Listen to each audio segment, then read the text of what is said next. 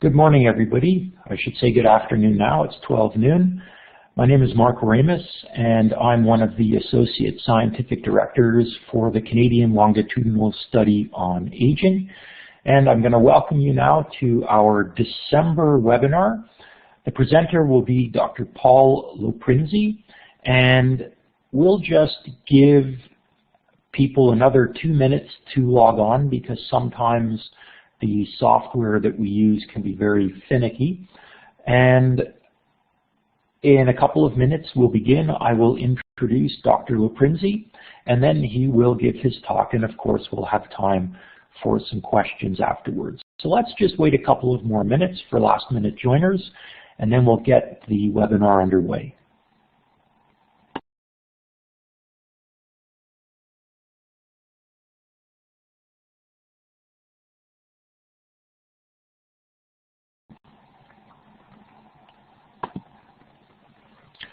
Okay, let's begin. I'm sure some other individuals will be joining us shortly. So I will introduce Dr. Loprinzi, our speaker today. He's an assistant professor of health and exercise science at the University of Mississippi. His research focuses on examining the effects of physical activity on various health outcomes and determining psychosocial and biobehavioral determinants of physical activity. Dr. Loprinzi is also Director of Research Engagement at the Jackson Heart Study Vanguard Center of Oxford, and that is the largest single-site prospective epidemiologic investigation of cardiovascular disease among African Americans that's ever been undertaken. His background is in exercise science and behavioral epidemiology. He holds a PhD in exercise and sports science from Oregon State University, and he has over 175 first authored or co-authored peer-reviewed publications to his credit. Today, Dr. Loprinzi is going to be talking about factors that influence physical activity and the effects of physical activity on cardiovascular disease risk factors and health outcomes among middle-aged and older adults. Dr. Loprinzi is going to be the first in a series of international speakers from the United States and from the UK. So he will present for approximately the next 40 to 45 minutes, and then we will entertain your questions. Now, if we intentionally mute participants, because if everyone's talk features were enabled, there would be a great deal of feedback and we wouldn't be able to hear the speaker present. So if you have a question, please look at the bottom left of your screens and you'll see the chat feature. Just type your questions in at any time during the presentation, and when the presentation is complete, I will read the questions aloud to everyone, and our speaker will be able to answer. So without further ado, I'll stop talking and I will pass the baton to Dr. Loprinzi. Paul, please go ahead. Thank you, Mark, for this opportunity. It's an absolute pleasure to give this presentation and talk about some of our previous work as well as current ongoing work sort of surrounding the topic of physical activity epidemiology, looking at some of the health outcomes associated with physical activity and determinants of physical activity behavior. Look forward to everybody's comments and questions at the very end of my presentation, and of course if we don't have time to answer them all, I'm happy to correspond via email, so feel free to send me an email and we can continue the dialogue at a later time. As Mark mentioned, the title of my presentation is Factors that Influence Physical Activity and the Effects of Physical Activity on CVD Risk Factors and Health Outcomes Among Middle-Aged and Older Adults. So here's an outline for my talk today. I'm going to talk about a variety of different things centered around the topic of physical activity epidemiology. The first half of my presentation will specifically focus on a particular chronic disease, that being smoking-induced COPD, and then the later half of my presentation will focus on middle-aged and older adults with a variety of different chronic diseases. So I'll first start out talking about the potential limitations that COPD patients have in engaging in higher intensity physical activity. And then this will underscore the importance this particular population to engage in light intensity physical activity. So then subsequently, I'll talk about some of our emerging work that addresses the potential beneficial effects of light intensity physical activity on a variety of different health outcomes in this specific population. And then I'll go into some of our other work that looks at not only the direct effects of physical activity on CVD biomarkers among smoking-induced COPD, but also the potential additive interaction effects of physical activity and a healthy diet on a variety of different cardiovascular disease biomarkers among smokers. And then I'll finish my talk among the COPD patient by addressing an emergent study that we recently published that addresses the potential for physical activity to help to facilitate smoking cessation. And then, as I mentioned, I'll go into a different population, the middle-aged and older adult population, talk about unique daily movement patterns that we've been talking about in the literature and how they relate to CVD risk factors. Then I'll talk about the beneficial effects of longer bouts of physical activity as well as shorter bouts of physical activity. And then lastly, I'll conclude with a paper that we published that looks at behavioral and cognitive determinants of physical activity that can be utilized to help to promote physical activity among chronically diseased populations. So as I mentioned, the first half of my talk today will focus on individuals with COPD. We know COPD affects about 5% of U.S. adults, causes over 2 million deaths annually. There's a genetic component to COPD, but one of the primary modifiable factors of COPD is smoking. We know smoking itself increases the risk of lung cancer, but it can also increase the risk of other types of cancers, as well as increasing the risk of cardiovascular disease. One way in this may occur is the inflammatory markers that are activated in the lung from smoking. They translocate into the circulatory system, can activate plaque tissues, induce vascular inflammation, and then ultimately induce vascular-related events. So because of this translocation effect of these inflammatory markers into the circulatory system, it's important that we can identify modifiable behaviors to attenuate some of these pro-inflammatory effects associated with smoking. So today I'll be talking about the potential effects that physical activity can have in attenuating these pro-inflammatory markers in the circulatory system, which will clearly have cardiovascular disease implications. The first study I would like to talk about is a paper that myself and my colleagues from Bellarmine University, including Drs. Kane, Sigler, Brown, and Dr. Jerry Walker, we've recently published in the journal Physiology and Behavior, entitled Free Living Physical Activity Characteristics, Activity-Related Air Trapping and Breathlessness, and Utilization of Trans-Theoretical Constructs in COPD Pilot Study. So in this study, we had individuals with moderate to severe COPD, confirmed from pulmonary function testing in our lab, come into our lab for a graded exercise test. These moderate and severe COPD patients, which included 10 of them, were all older individuals, mean age of 70 years. They completed a graded exercise test on the treadmill that included 3 different stages: 2 miles per hour, 2.5 miles per hour, and 3 miles per hour. Each stage lasted 5 minutes in duration. And as you can see here, this is the indirect calorimetry data across these 3 different stages. So clearly there was a progressive increase in energy expenditure across the 3 stages, which is what we would expect.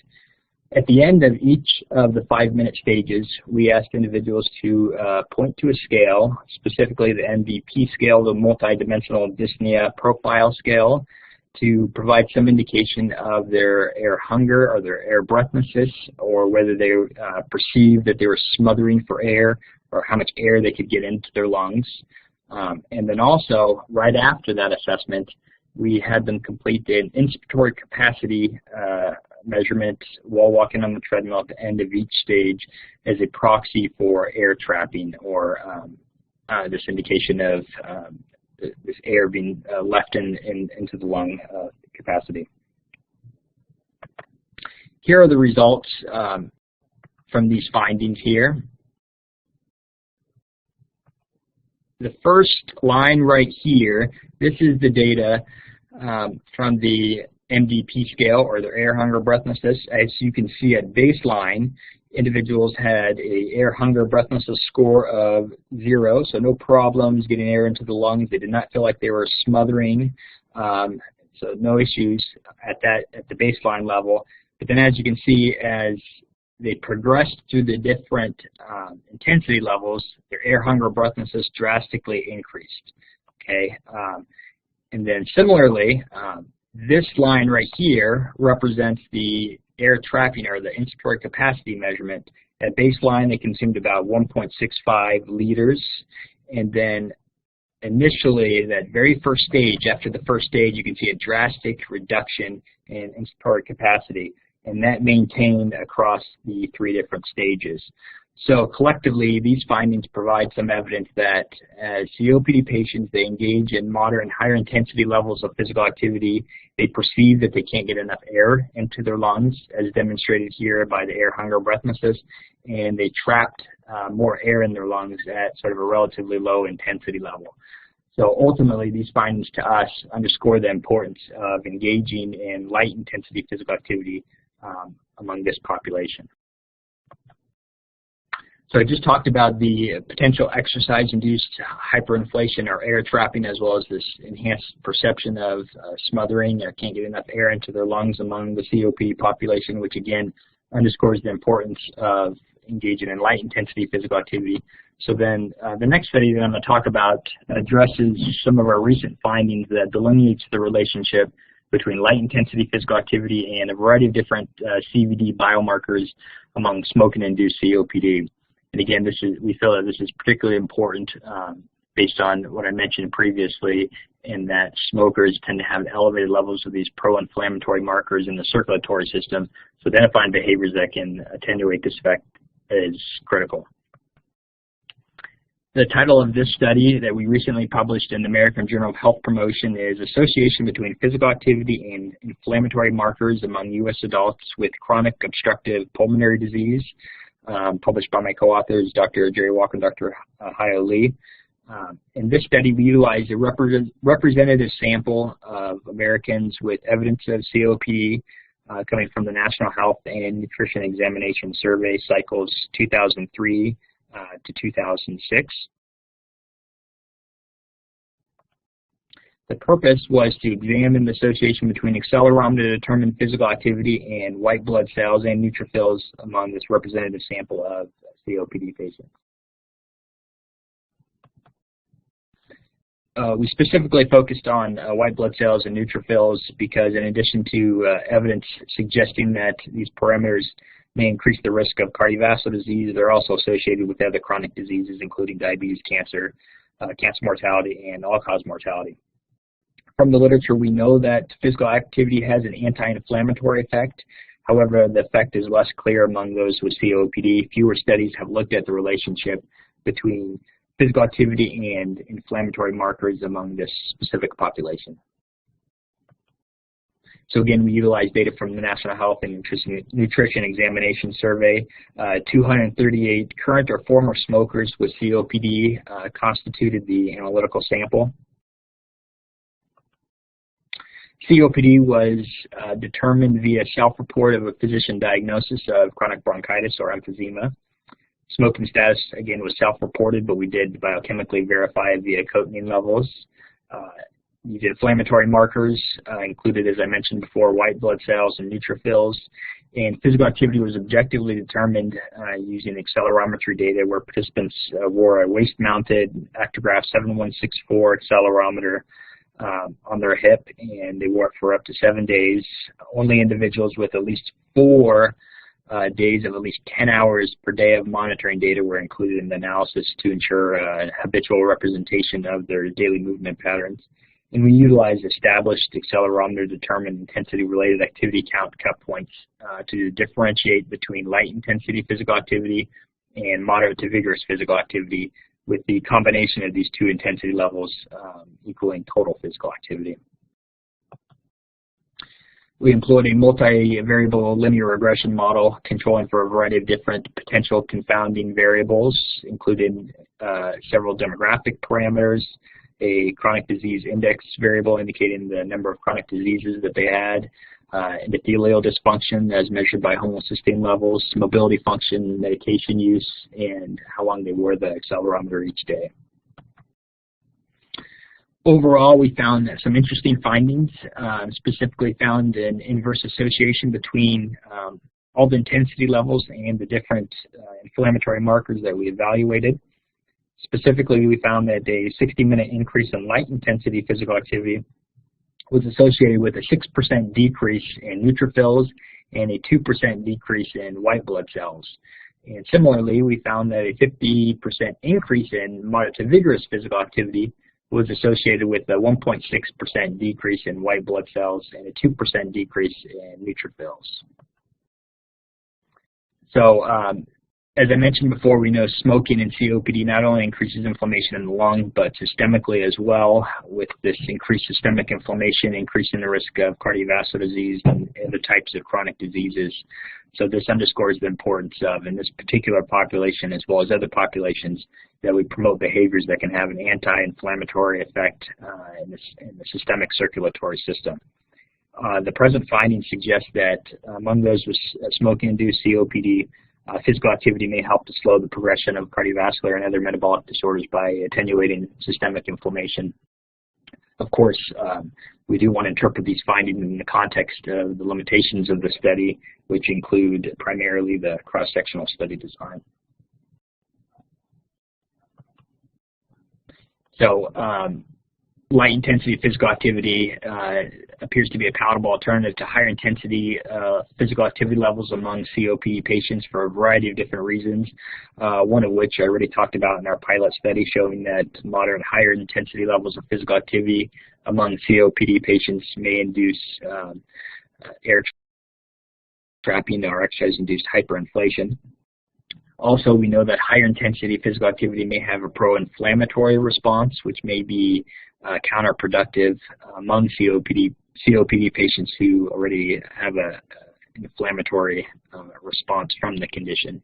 And then also, light intensity physical activity may be a preferred intensity level compared to higher intensity levels among this specific population, because the majority of COPD patients have one or more chronic diseases that may limit their ability to engage in higher intensity levels of physical activity.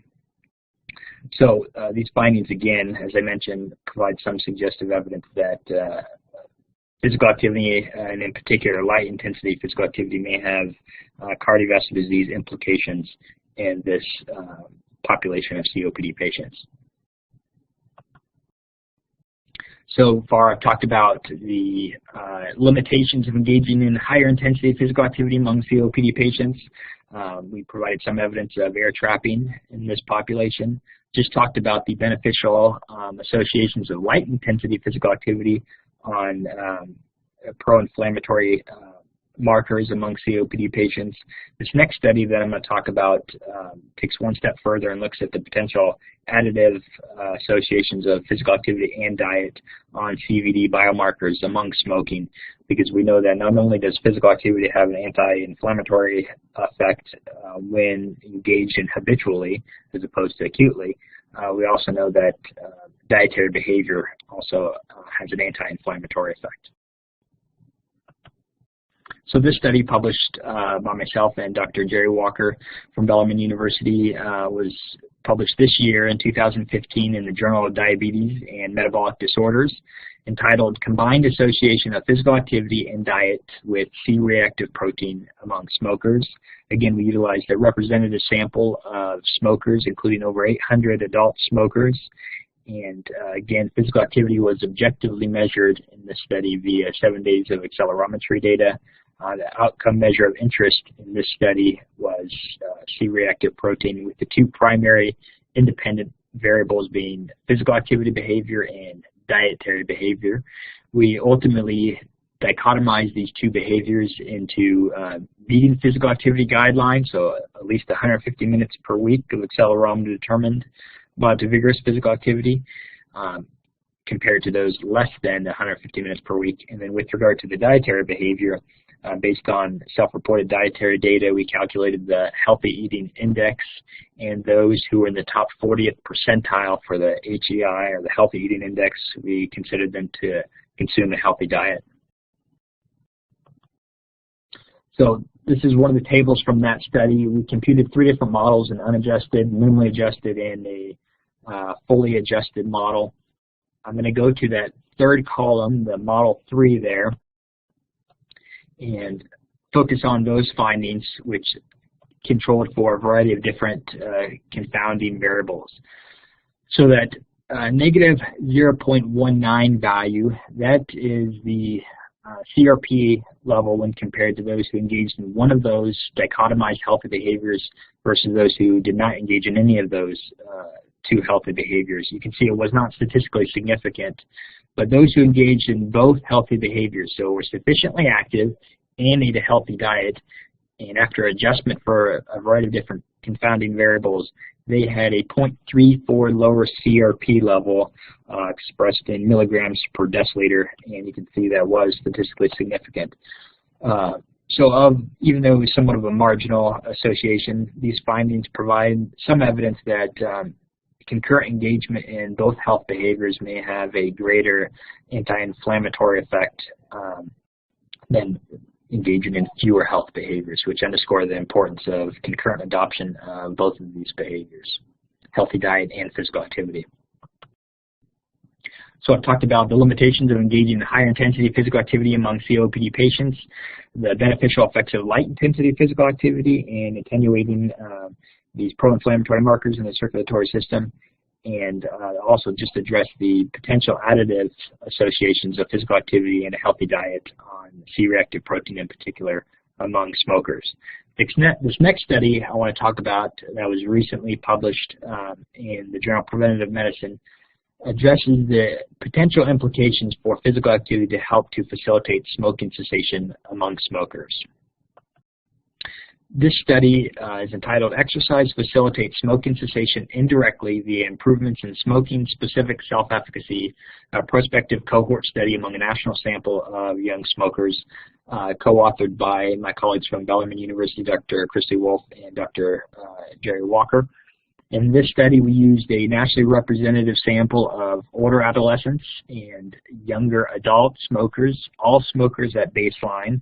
Over 1,000 smokers were in the sample at baseline, and these participants were followed over a 2-year period to determine if they continued to smoke in the different follow-up assessments.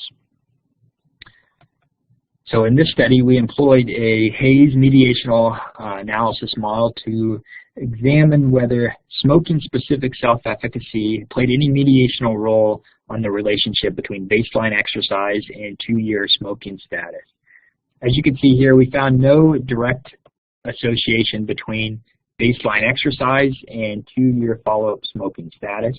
However, we did find an indirect effect in that smoking-specific self-efficacy mediated the relationship between self-reported baseline exercise and self-reported 2-year smoking status. And it was somewhat of a large effect in that smoking-specific self-efficacy mediated about 84% of the total effect of exercise on smoking status.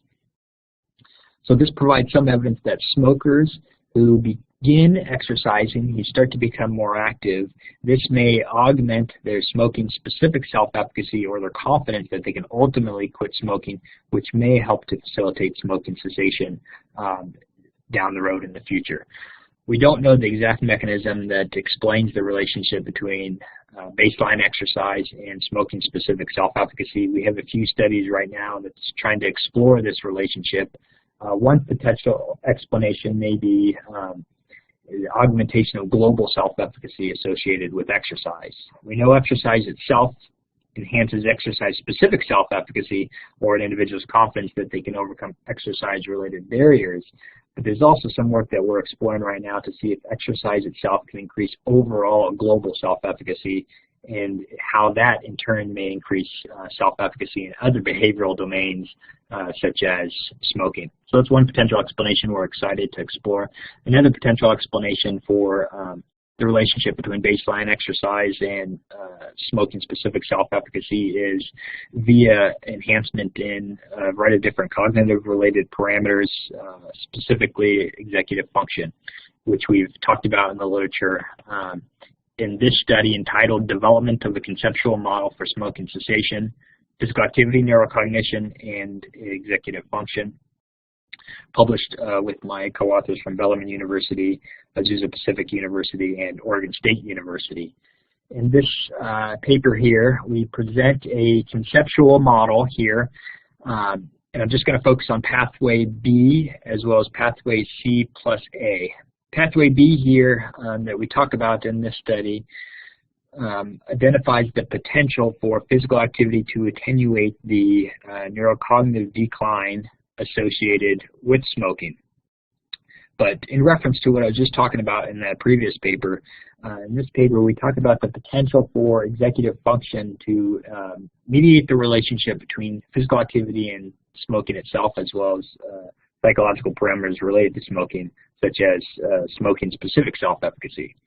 We often define executive function as an individual's ability to engage in a goal-directed, purposeful behavior, or the inhibition of a goal-inconsistent behavior. So based on this definition, and based on the fact that we know that physical activity plays a pretty strong role in increasing executive function, and individuals with higher executive function are more likely to adopt health-enhancing behaviors, it's plausible to suggest that physical activity may play a role in facilitating smoking cessation among smokers via this augmentation of executive function.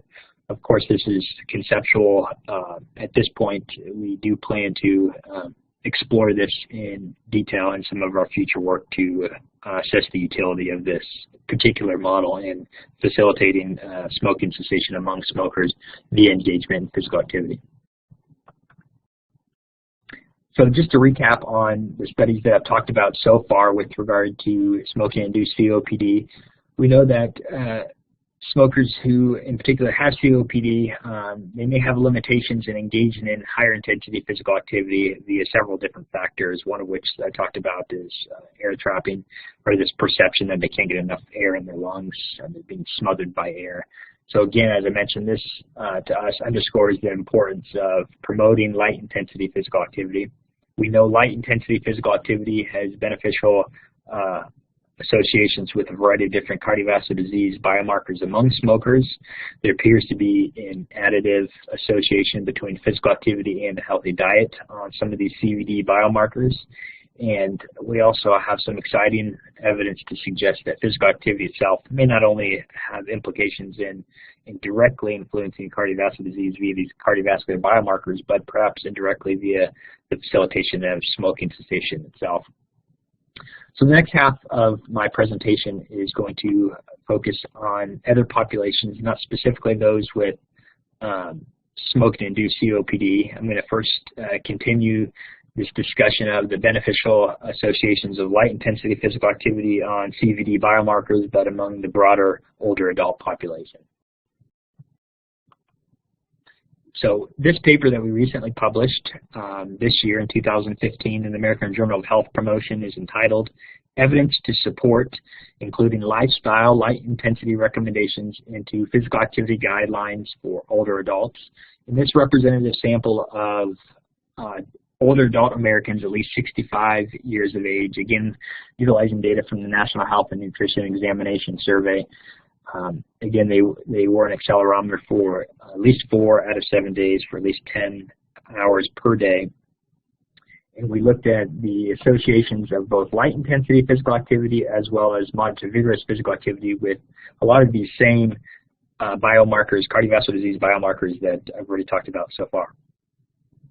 So we separated moderate and light intensity physical activity and then also looked at them independent of each other. I'm going to first talk about the results for moderate to vigorous physical activity.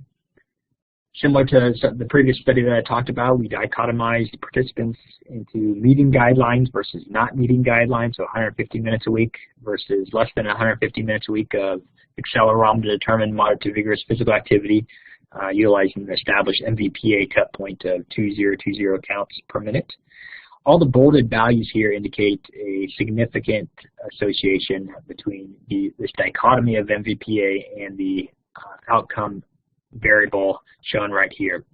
So as you can see here, those who met physical activity guidelines had lower body mass index, had lower waist circumference, lower tricep skin fold, subscapular skin fold, and lower white blood cells, lower neutrophils, so on and so forth, lower levels of insulin resistance measured from the HOMA technique, and then lower levels of glycosylated hemoglobin A1C down here. So these are findings that you would expect: higher engagement in MVPA or meeting guidelines associated with better outcomes, specifically CVD biomarkers. More interestingly, however, we also found a lot of beneficial associations with light intensity physical activity. So we dichotomized individuals into engaging in over 300 minutes a week of light intensity physical activity versus less than 300 minutes a week of light intensity physical activity. And we utilized the accelerometer cut point of 750 counts per minute to differentiate sedentary behavior from this lifestyle light intensity physical activity. Similar to moderate to vigorous physical activity, we saw a lot of beneficial associations of light intensity physical activity with these cardiovascular disease biomarkers, and this held true even after statistically controlling for moderate to vigorous physical activity. So ultimately, these findings, similar to the findings that I talked about in the smoking-induced COPD population, these findings among older adults, at least 65 years of age, underscore the importance of engaging in light intensity physical activity, which is of paramount interest because this older adult population may have a disinclination to want to engage in moderate to vigorous physical activity because of a variety of reasons. Some of the reasons that I talked about before with the COPD population, or the perceived worry of getting an injury. So these are very exciting findings. The next study that I'm going to talk about looks at daily movement patterns and their association with cardiovascular disease biomarkers. This paper, published with Dr. Hill Lee and Bradley Cardinal, is entitled Daily Movement Patterns and Biological Markers Among Adults in the United States, published last year, 2014, in the Journal of Preventive Medicine. We also utilized accelerometry data to objectively measure these unique daily movement patterns. We ultimately classified individuals into 4 unique or distinct groups that can range across this continuum of the most active group here to the least active group there. So let's start with the most active group. We defined individuals as engaging in 150 minutes a week of moderate to vigorous physical activity, and then we also looked at the balance of their light intensity to sedentary behavior ratio. So about 18% of Americans, middle-aged and older adults, engage in 150 minutes a week of moderate to vigorous physical activity, so they engage in that structured exercise. But importantly, they engaged in more light-intensity physical activity than they did sedentary behavior. So they were structured exercises, but you could also consider them engaging in an active lifestyle approach. So they essentially walked more than they spent time sitting during the day. The next group, not as a favorable group with regard to daily movement patterns, are those who engaged in that structured exercise, for example. So they engaged in 150 minutes a week of MVPA, but they had a negative light intensity to sedentary behavior ratio. So you can view them as structured exercises, but then they sat more during the day than they spent sort of walking at a light intensity. The third group, even less of a favorable group, which only consisted of 9% of Americans, middle-aged and older adults. These were people who did not engage in a sufficient dose of MVPA, so less than 150 minutes a week, but they had a positive light intensity physical activity to sedentary behavior balance. So they walked around at a light intensity more so than they sat during the day, but again didn't reach that threshold for structured exercise. And then the last group, which comprised the majority of Americans, almost 50% of Americans were those who were not sufficiently active with regard to participation in MVPA, and also had a negative light intensity to sedentary behavior balance, or stated another way, they sat more during the day, for example, than they spent walking during the day at a light intensity physical activity. So these are the 4 unique, distinct groups that we identified. You can see most of Americans fit into this less than favorable group. And then we looked at the association between these different groups with regard to the same cardiovascular disease biomarkers that I've talked about previously. The referent group here is the least active group, and as you can see here, and as expected, the most favorable group, those who engaged in that structured exercise and employed an active lifestyle approach, they had more favorable levels of almost all of the biomarkers. There's also favorable associations in the other group who engaged in structured exercise but then sat more during the day than they spent walking at a light intensity.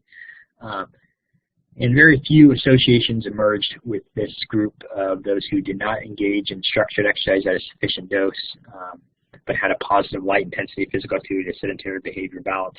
Notably, however, there were a few biomarkers that were more favorable in this group compared to the referent group, which provides some suggestive evidence that even if you don't engage in a sufficient dose of MVPA, engage in an active lifestyle approach may have important implications on cardiovascular disease. So again, employ an active lifestyle approach, walking a little bit more, standing, walking more so than you spend sitting throughout the day. So I talked about in this last half of the presentation, among the broader adult population, the beneficial associations of light intensity physical activity. Just talked about the importance of considering MVPA, light intensity physical activity, and sedentary behavior, or the ratio or the balance of these different intensity levels on cardiovascular disease. And the next study that I want to talk about also addresses an important behavioral pattern, looking at the difference between shorter bouts of physical activity versus longer bouts of physical activity and the implications it has on health outcomes. So this study recently published this year, a few months ago, in Mayo Clinic Proceedings, entitled "Accumulated Short Bouts of Physical Activity Are Associated with Reduced Premature All-Cause Mortality, Implications for Physician Promotion of Physical Activity and Revision of Current U.S. Government Physical Activity Guidelines." So again, utilizing a representative sample of Americans from NHANES from the 2003 to 2006 cycle, with these participants followed through 2011 to assess mortality status. We looked at the independent associations of bouted moderate to vigorous physical activity and non-bouted moderate to vigorous physical activity, as shown here in this table. We included both of these parameters in a Cox proportional hazard model, and you can see here both non-bouted and bouted MVPA were significantly associated with reduced risk of all-cause mortality. So a 10-minute-a-day increase in non-bouted physical activity was associated with a 27% reduced risk of all-cause mortality. A 10-minute-a-day increase in bouted physical activity was associated with a 17% reduced risk of MVPA, reduced risk of all-cause mortality, excuse me. We defined bouted MVPA as physical activity, specifically moderate to vigorous physical activity that lasted at least 10 minutes in duration. Non-bouted MVPA we defined as moderate to vigorous physical activity that did not last at least 10 minutes in duration. So a 5-minute quick bout of MVPA, walking to the car, for example, really quickly. So any MVPA that did not last at least 10 minutes in duration. So these findings underscore the importance of engaging in sort of that structured exercise, that bouted MVPA, but also underscore the importance of that active lifestyle approach. So you can still have beneficial effects if you engage in non-bouted MVPA according to these findings. Now the next study I want to talk about specifically focuses among adults who are at a high risk for developing a cardiovascular disease event in the next 10 years. In this sample here, we, again, using a representative sample from NHANES, we utilize the recently developed pooled cohort equations from the American College of Cardiology and the American Heart Association. We delimited our analysis to individuals who did not have any experience or any exposure or any diagnosis of any cardiovascular-related disease or cerebrovascular-related disease. So these were individuals at baseline who never had a cardiovascular disease-related outcome. And then we further delimited the sample to those who had a high risk for developing a cardiovascular disease event within the next 10 years. So we utilized the ASCVD cut point of 7.5%. Again, those who had from the pooled cohort equation algorithm, those who had a 7.5% score were included in the sample. So these were, again, all individuals who were free of cardiovascular disease but were at risk for developing a cardiovascular disease event within the next 10 years. And we looked at the association between physical activity and mortality among this at-risk or high-risk population. Table 1 here essentially just looks at the study characteristics among those who are alive at follow-up versus those who are deceased at follow-up. 309 individuals were alive at follow-up, and then over the about 8-year follow-up period, 68 high-risk individuals died. Those alive at follow-up, you can see at baseline they engaged in more moderate to vigorous physical activity and also had a lower ASCVD score. Now, in our weighted Cox proportional hazard model, as you can see here, for every 10-minute-a-day increase in moderate to vigorous physical activity among these at-risk or high-risk individuals, they had a 42% reduced risk of all-cause mortality, underscoring the importance of engaging in physical activity not only among the broader middle-aged and older adult population, but especially among the middle-aged and older adult population who is at high risk for developing cardiovascular disease within the next 10 years. So far I've talked about a lot of our studies that among COPD patients as well as among the middle-aged and older broader adult population that looks at the beneficial associations of physical activity on health outcomes, specifically light intensity physical activity on CVD biomarkers, as well as all-cause mortality being another outcome of interest in some of our work. I'm going to finish up here with a study that looks at the determinants of physical activity behavior in chronically diseased individuals to give us a sense of particular ways in which we can help to promote physical activity among these vulnerable populations, because we know physical activity itself can have a beneficial effect. So identification of factors that influence physical activity is a great public health interest. This paper recently published in Support of Care in Cancer is entitled Theory-Based Predictors of Follow-Up Exercise Behavior After a Supervised Exercise Intervention in Older Breast Cancer Survivors. So these were all breast cancer survivors, but they did have a variety of other types of comorbidities. This sample included 69 breast cancer survivors. They went through a 12-month randomized control trial looking at the efficacy of different modalities of exercise on different outcomes. But this specific study here that I'll be talking about focused on them right at that end period of the intervention. So after the 12-month intervention, we had them complete a questionnaire that assessed a variety of different behavioral and psychological constructs embedded within the trans-theoretical model.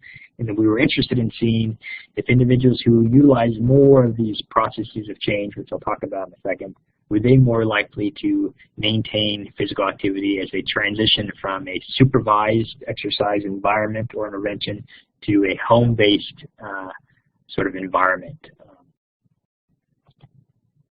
So as I alluded to, we utilize the major tenets of the trans-theoretical model. So we evaluated their exercise-specific self-efficacy, or their confidence that they could engage in exercise in the presence of other exercise-related barriers. We assessed decisional balance, or the weighting of pros and cons for physical activity.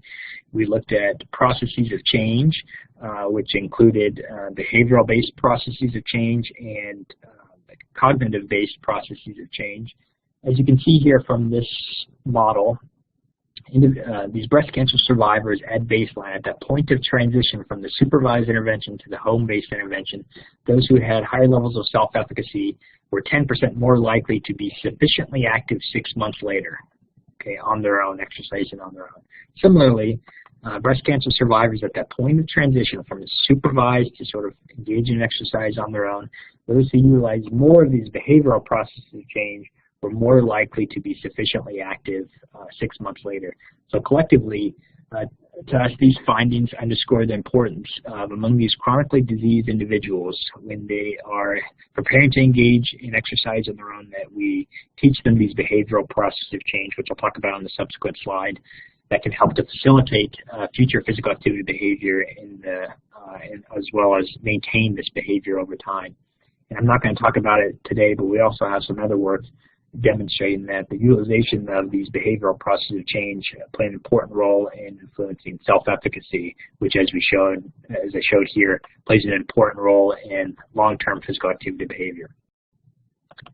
So with regard to these behavioral processes of change, there's 5 main behavioral processes of change, which include self-liberation, helping relationships, counter-conditioning, reinforcement management, and stimulus control. Now, these are all the skills or the strategies that we want to teach these individuals to increase their likelihood of initiating and maintaining physical activity.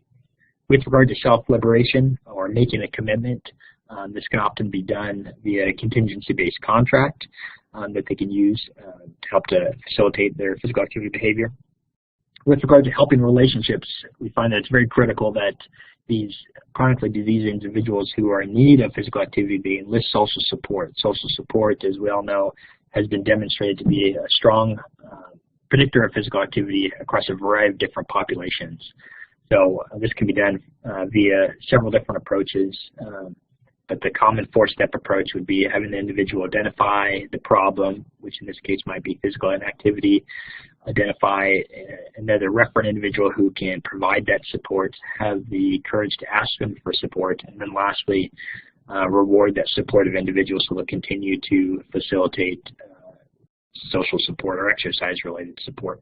Counter-conditioning is another behavioral-based strategy that we recommend to facilitate physical activity, or using substitutes or substituting a less than desirable behavior with a more desirable behavior. So we're all familiar in the smoking literature, using some type of chewing gum. So substituting a less than desirable behavior, the smoking, with a more desirable behavior. In the exercise domain, it could be, for example, instead of after dinner watching TV, take a quick brisk walk before engaging in sort of leisure activities that might be more sedentary based in the evening. Another behavioral process of change is reinforcement management, or utilizing rewards. So after these, we find that individuals who utilize rewards after they accomplish some of the short-term goals are more likely to adhere to the physical activity program compared to those who don't. A sensible recommendation would be to utilize rewards that facilitate the behavior in the future.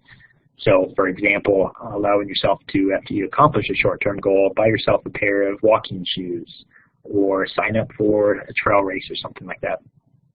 And then the last behavioral process of change that appears to be associated with physical activity is stimulus control, or managing your environment, utilizing cues or prompts to facilitate physical activity behavior. So, for example, scheduling physical activity into your calendar. So back to the outline here. So just to recap, I talked about the limitations of higher intensity physical activity among chronic disease individuals could be a result of a variety of different factors, one of which we talked about today was exercise-induced air trapping. So this underscores the importance of engaging in light intensity physical activity. Talked about the beneficial effects that light intensity physical activity has, the potential additive effects of light intensity physical activity and diet on these cardiovascular disease biomarkers, the exciting emerging work suggesting that physical activity itself may help to facilitate smoking cessation. The underlying mechanism to this needs to be explored, and we're looking forward to some of our future work on this topic.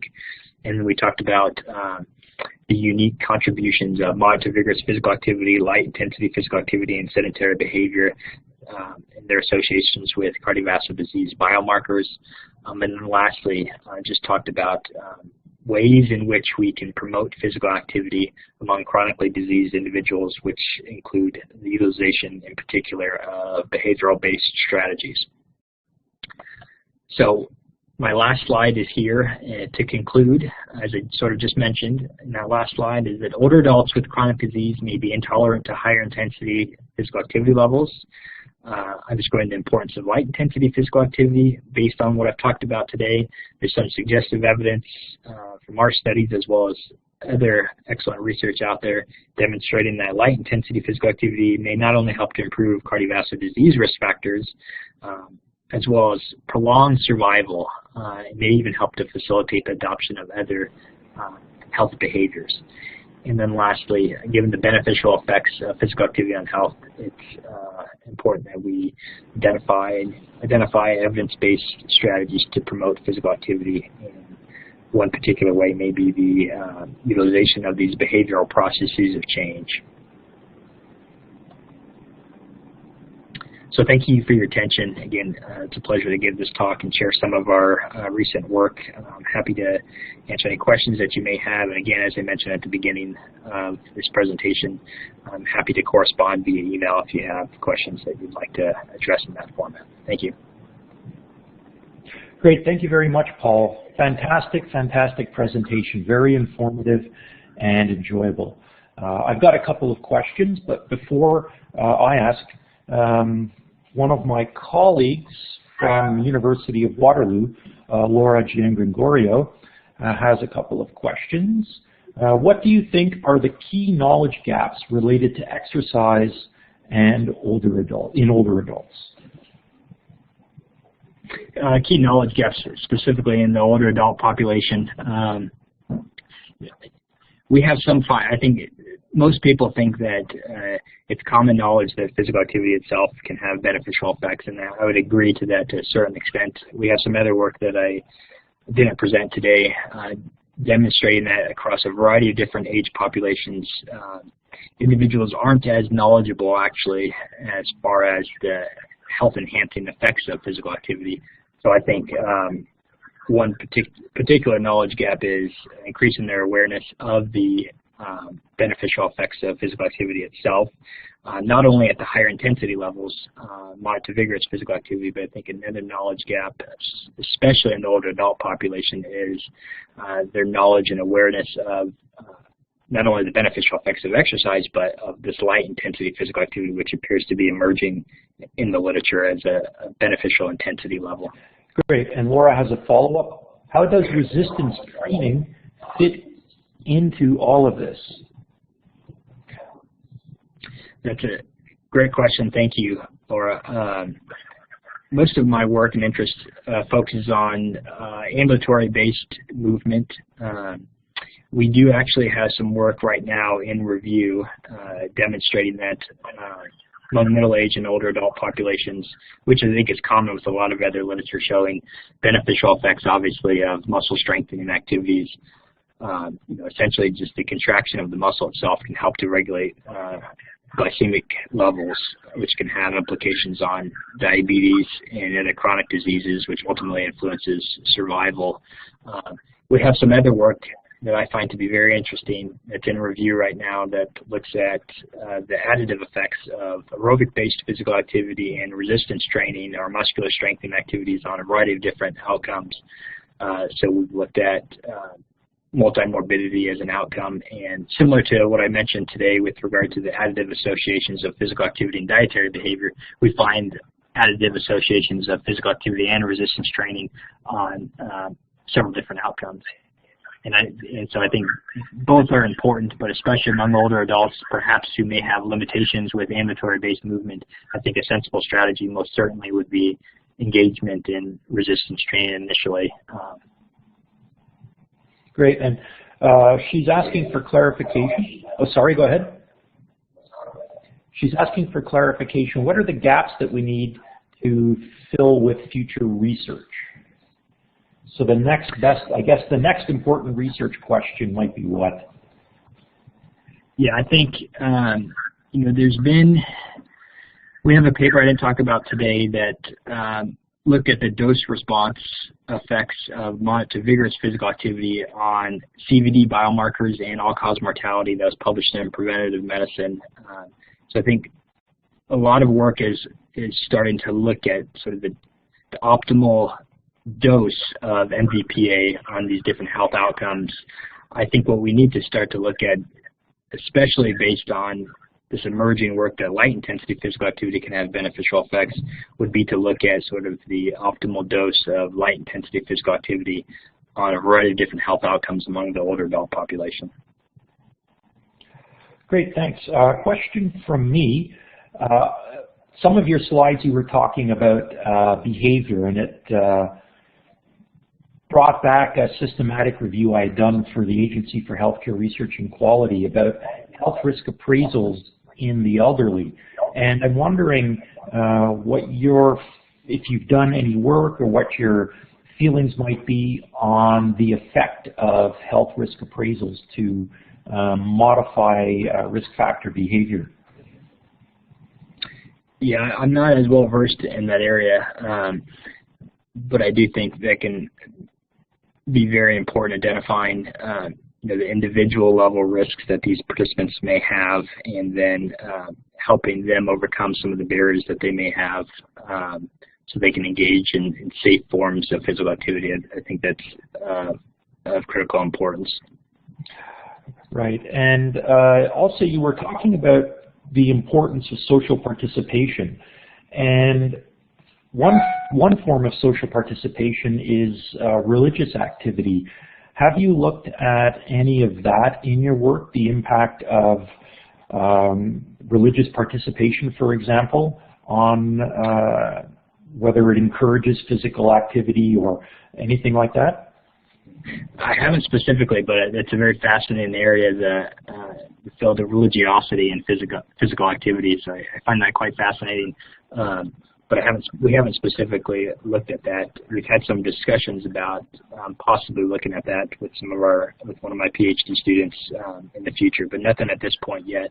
The whole dynamic of sort of group physical activity I find to be quite fascinating. I think obviously it can help to facilitate physical activity, but we also want to be mindful that sometimes it can be counterproductive, via, for example, the social loafing phenomenon. But it's something of interest, but we haven't explored yet. Great. So are there any other questions? So Laura is saying thank you for answering her queries. Are there any other questions from anyone from the audience? So we'll give people maybe a few seconds to type. Okay, well,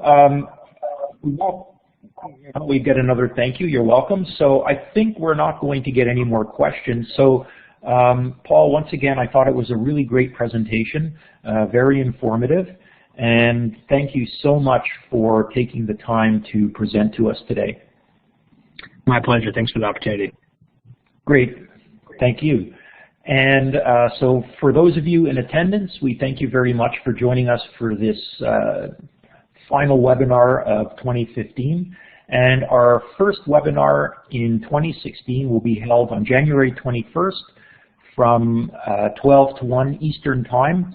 Diana Koo from the United Kingdom is going to present a talk called Aging is a Lifelong and Socially Patterned Process, Insights from a Life Course Approach using a Maturing British Birth Cohort Study. And of course, Professor Koo is one of the seminal authors in the area of life course epidemiology. So promises to be another great presentation, and the bar has been set very high by Paul's presentation. So thank you very much again, Paul, for presenting today. And I wish everyone a wonderful afternoon and happy holidays.